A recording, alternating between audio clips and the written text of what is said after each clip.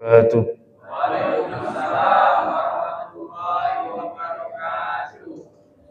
Alhamdulillahi rabbil alamin wa bihi nasta'inu ala umuri dunya waddin. Wassalatu wassalamu ala sayyidina Muhammad wa ala alihi wa ashabihi wa man tabi'ahum bi ihsanin ila yaumiddin. Amma ba'd.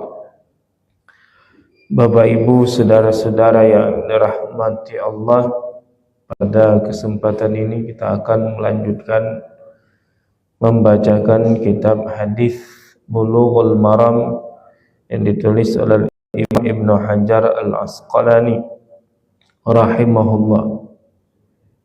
Hadis yang ke-14, wa an Abi Waqid Al-Laitsi radhiyallahu anhu qala, dari Abi Waqid Al-Laitsi radhiyallahu anhu beliau berkata, qala Nabi sallallahu alaihi wasallam, Nabi sallallahu alaihi wasallam bersabda, ma quti'a minal bahimati wa hiya hayyatun fahuwa mayyit. Sesuatu yang dipotong dari hewan ternak ketika dia masih hidup, maka itu adalah bangkai.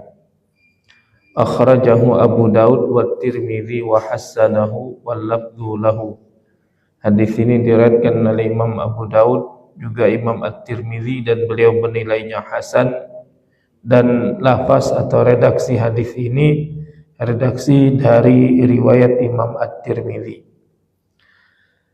Bapak Ibu, saudara-saudara yang dirahmati Allah, beberapa faedah atau kesimpulan dari hadis ini. Yang pertama, semua bagian yang terpisah dari hewan ketika dia masih hidup, maka itu hukumnya najis.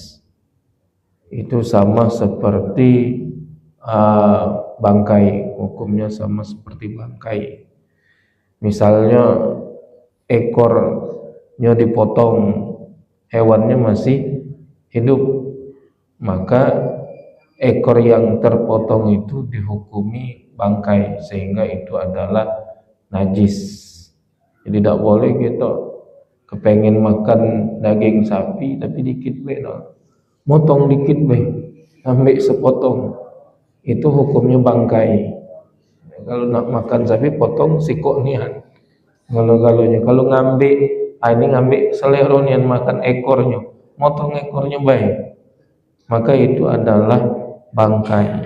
Bangkai artinya itu haram dimakan, dan kalau terkena badan kita atau pakaian kita, maka badan atau pakaian kita itu menjadi najis. Jadi anggota tubuh yang terpotong dari hewan yang masih hidup itu hukumnya adalah najis, sama seperti bangkai. Yang kedua, dikecualikan dari ini adalah air susu dari hewan yang halal dimakan. Itu kan terpisah juga air susu. Nah, ini hukumnya adalah suci. Ini hukumnya adalah suci. Jangan, ini ada hadis pokoknya yang terpisah dari hewan masih hidup bangkai, berarti susu ini najis juga. Tidak, itu pengecualian. Jadi air susu dari hewan yang masih hidup diambil air susunya, maka itu hukumnya adalah suci, sebagaimana dagingnya suci ketika sudah disembelih dengan sembelihan syariat. Ini yang disusu dari hewan yang boleh dimakan. Kalau dari hewan yang haram dimakan, maka susunya juga haram, tidak boleh. Susu anjing misalnya, tidak boleh. Tidak boleh. Kapan hewannya haram dimakan, maka air susunya juga haram diminum. Jadi yang boleh itu adalah yang hewan yang halal dimakan. Kemudian dikecualikan juga itu adalah bulu dari hewan yang masih hidup yang terpisah, maka itu selagi hewannya bukan hewan najis, maka bulu yang terpisah dari badannya ketika masih hidup, maka itu dihukumi suci. Nah, misalnya kucing, kucing itu tidak najis, maka kalau ada bulu-bulunya yang terlepas, nah ini baru diomongin.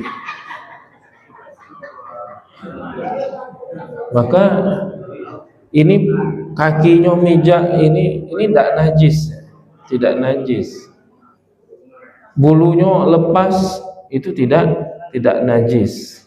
Kenapa? Karena kata Nabi SAW dalam hadisnya, kucing itu ketika beliau ditanya tentang kucing, maka beliau menjawab, kucing itu adalah hewan yang berkeliaran di seputar kalian.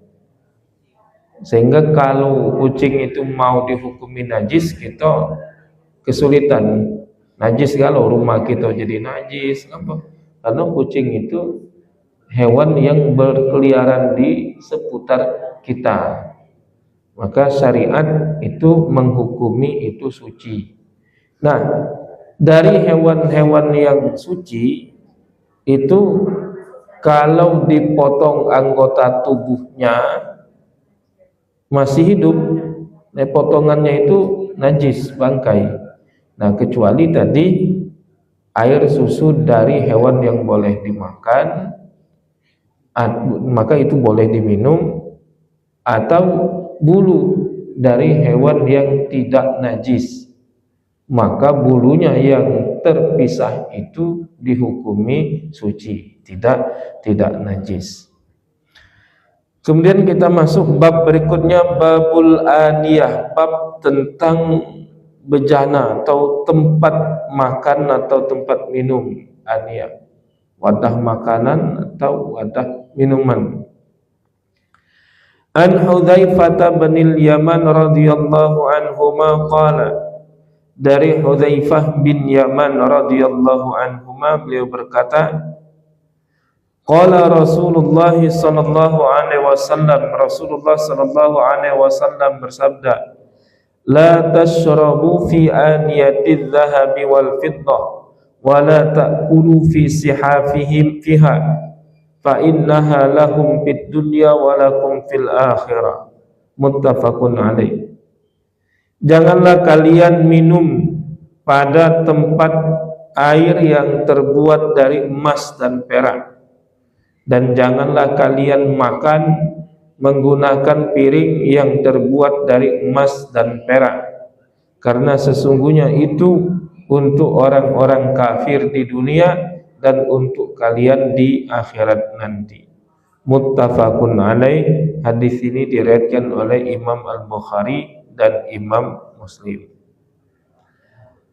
Bapak Ibu saudara-saudara yang dirahmati Allah, kesimpulan fikih dari hadis ini, yang pertama, haram makan atau minum menggunakan tempat makan atau tempat minum yang terbuat dari emas atau perak, baik itu emasnya murni atau peraknya murni atau bercampur dengan benda lain. Nah, ini emasnya cuma 16 karat misalnya, ya tetap tidak boleh. Itu hukumnya haram. Dan kata Imam An-Nawawi rahimahullah, itu ulama sepakat haram hukumnya, itu ijma', tidak ada perbedaan pendapat. Haram hukumnya makan minum menggunakan tempat yang terbuat dari emas dan perak, baik bagi laki-laki maupun bagi perempuan. Haram juga bersuci atau makan menggunakan sendok yang terbuat dari emas atau perak bagi laki-laki maupun bagi perempuan. Jadi bagi laki-laki itu makan pakai piring emas haram, minum pakai cangkir emas haram, makan pakai sendok emas atau sendok perak haram. Tapi kalau perhiasan, nah itu haram bagi laki-laki itu emas saja. Perak boleh. Kalau untuk makan minum itu emas dan perak hukumnya haram, baik bagi laki-laki maupun perempuan. Jadi untuk peralatan makan minum itu haram menggunakan emas dan juga perak, baik bagi laki-laki maupun bagi perempuan. Untuk perhiasan maka itu boleh bagi perempuan, untuk emas, perak atau apapun. Bagi perempuan untuk perhiasan boleh. Bagi laki-laki diharamkan emas, perak boleh. Jadi itu untuk perhiasan. Jadi beda perhiasan dengan peralatan makan minum.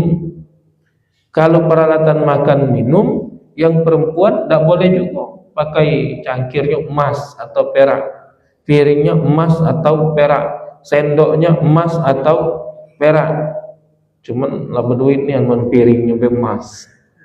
Berapa?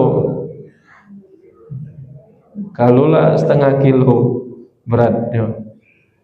Nah, piring, cangkir, sendok emas kalau. Tapi kalau perak kan memungkinkan, tidak perlu terlalu mahal perak. Tetapi itu hukumnya haram. Jadi untuk peralatan makan dan minum itu haram emas dan perak, baik bagi laki-laki maupun perempuan.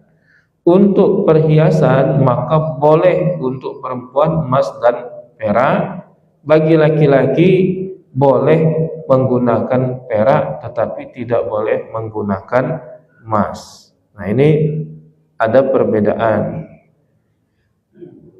Kemudian yang berikutnya termasuk nanti karena ada hadisnya juga, tidak boleh berwudu menggunakan airnya itu ditaruh di tempat yang terbuat dari emas atau perak, sehingga para ulama mengambil kesimpulan bahwa itu berlaku untuk setiap penggunaan, haram emas dan perak, kecuali untuk perhiasan bagi perempuan boleh emas dan perak, dan perhiasan bagi laki-laki boleh menggunakan perak, tidak boleh menggunakan emas.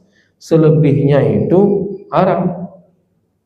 Jadi sendok, jadi garpu, jadi cangkir, jadi bak mandi, misalnya bikin bak mandi atau bikin baskom terbuat dari emas dan perak, bikin mangkok terbuat dari emas dan perak, maka itu semua haram bagi laki-laki maupun bagi perempuan. Wa an Ummi Salamah radhiyallahu anha qalat, dan dari Ummi Salamah radhiyallahu anha ia berkata, qala Rasulullah sallallahu alaihi wasallam, Rasulullah sallallahu alaihi wasallam bersabda, alladzi yashrabu fi ina'il fiddah innama yujarjiru fi batnihi nara jahannam, muttafaqun alaih. Orang yang minum menggunakan tempat air yang terbuat dari perak itu sama halnya dengan menuangkan api neraka jahanam ke dalam perutnya. Nah, ini ancaman yang lebih keras lagi, ancaman yang lebih keras lagi menunjukkan keharaman makan minum menggunakan tempat yang terbuat dari emas dan perak. Hadis berikutnya, wa ani Ibnu Abbas radhiyallahu anhuma qala, dari Ibnu Abbas radhiyallahu anhuma beliau berkata, qala Rasulullah sallallahu alaihi wasallam, idza dubighal ihabu faqad tahura, akhrajahu Muslim, wa indal arba'ah ayyuma ihabin dubigha faqad tahura. Rasulullah sallallahu alaihi wasallam bersabda, apabila kulit hewan itu disamak maka dia menjadi suci. Hadis ini diriwayatkan oleh Imam Muslim, dan dalam riwayat imam yang empat yaitu Abu Daud, At-Tirmidzi, An-Nasa'i dan Ibnu Majah, itu redaksinya adalah ayyuma ihabin dubigha kulit apa saja yang disamak maka dia menjadi suci. Bapak Ibu saudara-saudara yang dirahmati Allah, ini bergeser temanya, tema tentang kulit hewan tadi, tentang bejana air apa yang terbuat dari emas dan perak. Bapak Ibu saudara-saudara yang dirahmati Allah, kesimpulan fikih dari hadis ini yang pertama, bahwa kulit hewan selain anjing dan babi itu kalau disamak itu hukumnya suci. Disamak itu apa? Disamak itu dibersihkan seluruh lemak-lemak yang menempel daging sampai bersih murni, tinggal kulitnya baik. Nah, itu sampai bersih habis, dikerok bersih atau kemudian dibakar sehingga tidak ada lagi menempel sisa-sisa daging, sisa-sisa lemak yang bakal bikin itu membusuk. Karena kalau tinggal kulitnya baik kan tidak busuk deh. Kalau masih ada sisa-sisa daging nempel, sisa-sisa lemak yang nempel atau yang lain nempel pada kulit, itu dalam sekian waktu nanti akan membusuk. Tapi kalau sudah dibersihkan semuanya sampai tidak ada lagi yang menempel, hanya kulit saja dibersihkan, nah itu namanya disamak, maka itu hukumnya suci. Karena hukumnya suci maka boleh digunakan, baik hewannya yang halal dimakan atau yang tidak halal dimakan, kecuali anjing dan babi, itu najis, tidak boleh ngambil kulitnya. Tapi kalau kulit ular misalnya boleh tak? Kalau dimakan tidak boleh karena itu haram. Tapi kalau diambil kulitnya dijadikan ikat pinggang, tas misalnya, kulit buaya misalnya, jadikan ikat pinggang, tas, jadi sepatu, maka itu hukumnya boleh, suci. Jadi kulit apapun selain anjing dan babi, kalau sudah disamak tadi, maka itu hukumnya adalah suci. Tapi suci itu bukan berarti boleh dimakan. Wah, ini ada ini tas dari kulit buaya, suci, ini dimakan deh. Tidak boleh dimakan. Tapi itu untuk dijadikan misalnya tempat air, dijadikan ikat pinggang, dijadikan sepatu, dijadikan sandal, maka itu hukumnya boleh digunakan pada sesuatu yang kering maupun sesuatu yang basah. Kalau sudah disamak maka itu hukumnya boleh digunakan, boleh dimanfaatkan, dan juga boleh dijual, tapi tidak boleh dimakan. Jadi kalau jual belinya boleh setelah dia menjadi suci. Kenapa disebut jual beli boleh itu? Karena ketika dia najis itu kan tidak boleh kita jual beli barang yang najis. Tapi kalau sudah disamak tadi hukumnya menjadi suci, sehingga boleh digunakan, boleh juga diperjualbelikan, cuma tidak boleh dimakan. Tidak boleh dimakan. Bapak Ibu saudara-saudara yang dirahmati Allah, hadis berikutnya, wa an Salamah ibnil Muhabbik radhiyallahu an, dari Salamah bin Muhabbik radhiyallahu an, qala, beliau berkata, qala Rasulullah sallallahu alaihi wasallam, Rasulullah sallallahu alaihi wasallam bersabda, dibagu juludil maitati tufuruha, menyamak kulit bangkai itu adalah cara membersihkannya. Artinya kulit bangkai, artinya dia tidak disembelih. Misalnya ada sapi mati jadi bangkai kan, karena tidak disembelih, maka itu diambil kulitnya, dibersihkan, disamak tadi, maka boleh makai kulitnya itu boleh, dibuat sepatu boleh. Jadi dari bangkai itu dimakan tidak boleh, itu bangkai dimakan tidak boleh. Tapi memanfaatkan kulitnya setelah dibersihkan, maka itu hukumnya boleh. Ini dalam hadis ini kata Rasulullah SAW, menyamak kulit bangkai itu sama dengan mensucikannya, jadi menjadikannya suci. Wa an Maimunah radhiyallahu anha qalat, dari Maimunah radhiyallahu anha ia berkata, marra Rasulullah sallallahu alaihi wasallam bi syatin yajrunaha. Rasulullah melihat atau melewati satu ekor kambing yang diseret orang-orang, atau Nabi lagi jalan ketemu sekelompok orang lagi menyeret kambing. Faqala law akhadtum ihabaha. Lalu beliau bersabda, kenapa tidak kalian ambil kulitnya? Faqalu, lalu mereka menjawab, innaha maitah, ini bangkai ya Rasulullah. Faqala yutahhiruhal ma' wal qaraz. Kata beliau, itu dapat disucikan oleh air dan juga al-qaraz. Al-qaraz itu pada saat itu apa? Ada satu pohon yang kayunya itu biasa digunakan untuk membersihkan kulit-kulit hewan.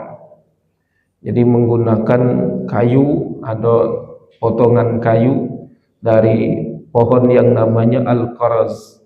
Nah, itu untuk membersihkan kulit itu dari sisa-sisa daging, sisa-sisa lemak, sisa-sisa yang masih menempel pada kulit. Nah, itu dibersihkan. Nah, ini juga menegaskan hadis yang sebelumnya, bahwa sekalipun bangkai itu masih boleh diambil kulitnya. Bangkai ketemu, no ini ada bangkai sapi, diambil kulitnya, dibersihkan. Dimakan tidak boleh, tapi dibersihkan untuk dimanfaatkan menjadi peralatan, itu hukumnya boleh. Kenapa? Karena itu hukumnya adalah suci. Jadi bangkai hewan yang boleh dimakan atau bangkai hewan yang tidak boleh dimakan, itu boleh diambil kulitnya, kemudian disamak, kemudian boleh dimanfaatkan, tapi tidak boleh dimakan. Jadi bolehnya dimanfaatkan. Hadis berikutnya, wa an Abi Tha'labah Al-Khushani radhiyallahu an, dari Abi Tha'labah Al-Khushani radhiyallahu an, qala, beliau berkata, qultu ya Rasulullah, aku pernah bertanya, wahai Rasulullah, inna bi ardi qaumi ahli kitab, kami ini berada di negeri orang-orang ahlul kitab.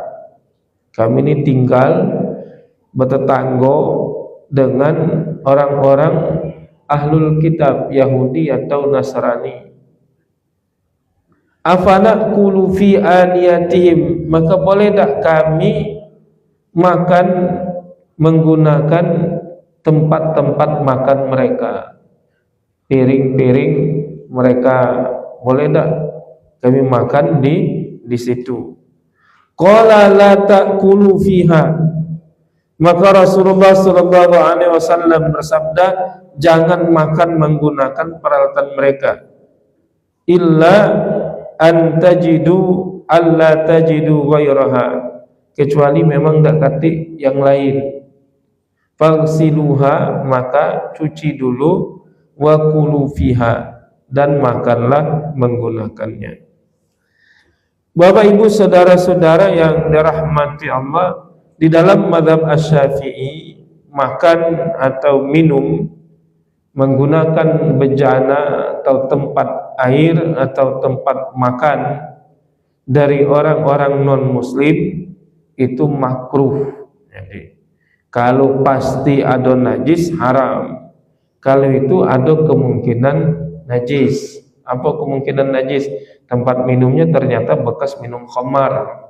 Nah, karena mereka tidak mengharamkan khamar, kita minum situ. Atau tempat makannya itu kena daging babi, ada potensi itu. Kalau jelas haram, kalau tidak jelas makruh. Apa kena najis budak, maka itu hukumnya makruh. Tapi kalau tidak ada tempat lain, maka itu dicuci terlebih dahulu, maka boleh. Jadi boleh digunakan untuk makan dan minum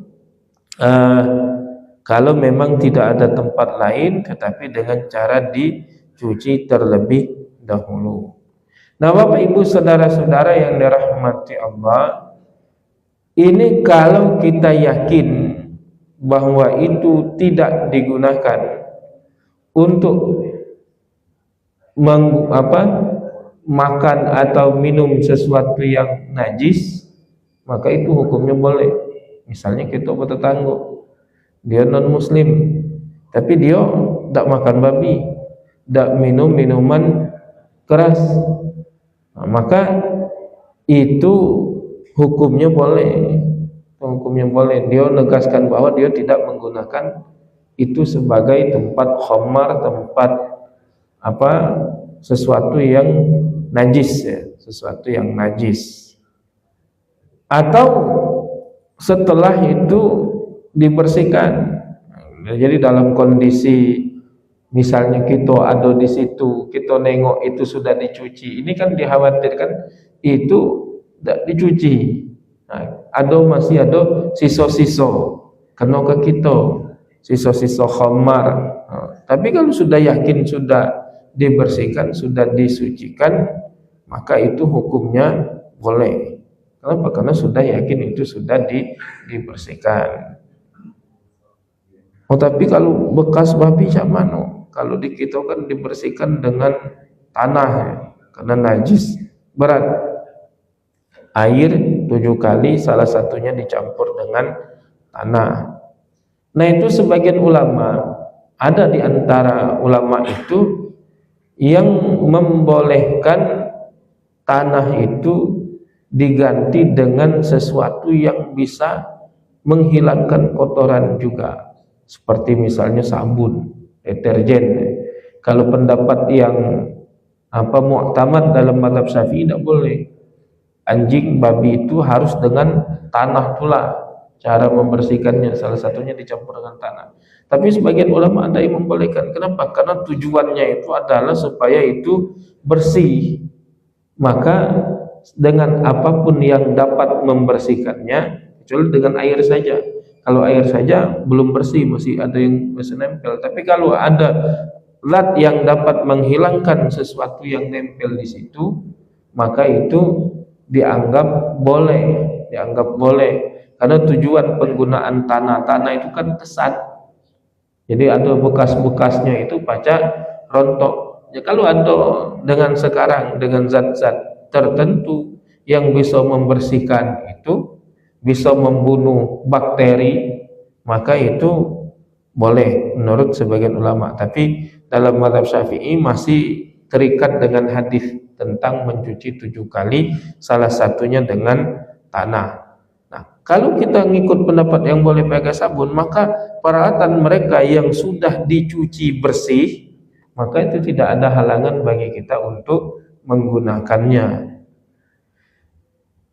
Bapak Ibu saudara-saudara yang dirahmati Allah, kemudian hadis berikutnya, wa an Imran ibni Husain radhiyallahu anhuma, dari Imran bin Husain radhiyallahu anhuma, anna Nabiya sallallahu alaihi wasallam wa ashabahu tawaddau min mazadati mra'atin musyrikatin, bahwa Nabi sallallahu alaihi wasallam itu dan para sahabatnya, mereka pernah berwudu dari tempat air seorang perempuan musyrik.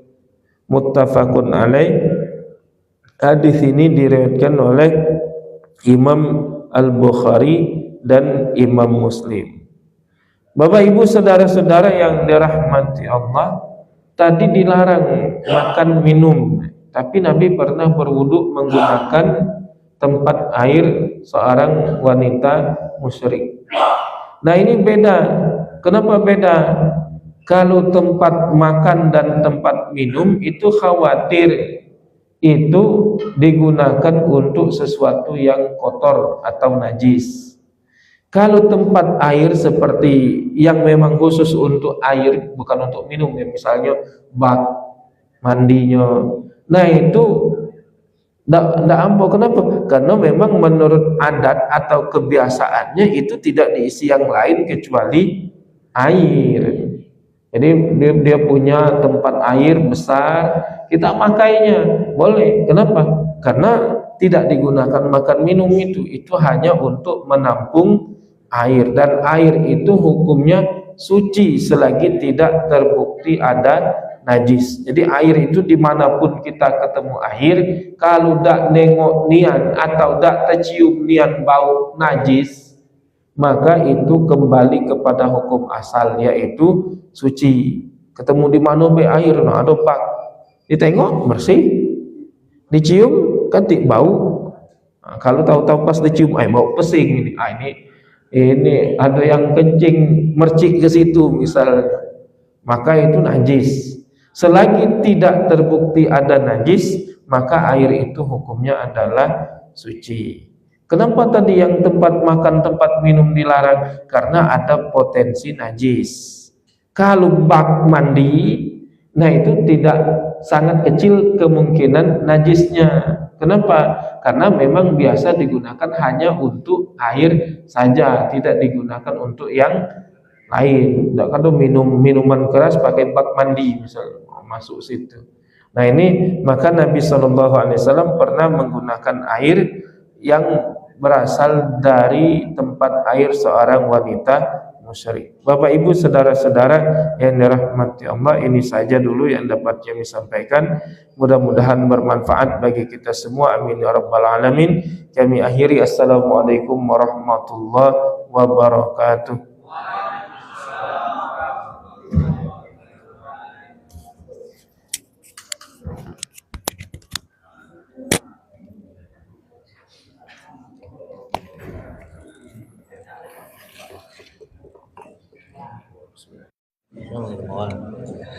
Ridwan. Dadah, kita lanjut besok. Saraji insyaallah. Assalamualaikum warahmatullahi wabarakatuh. Semoga kalian dalam keadaan sehat selalu. Jika nggak mau keluar,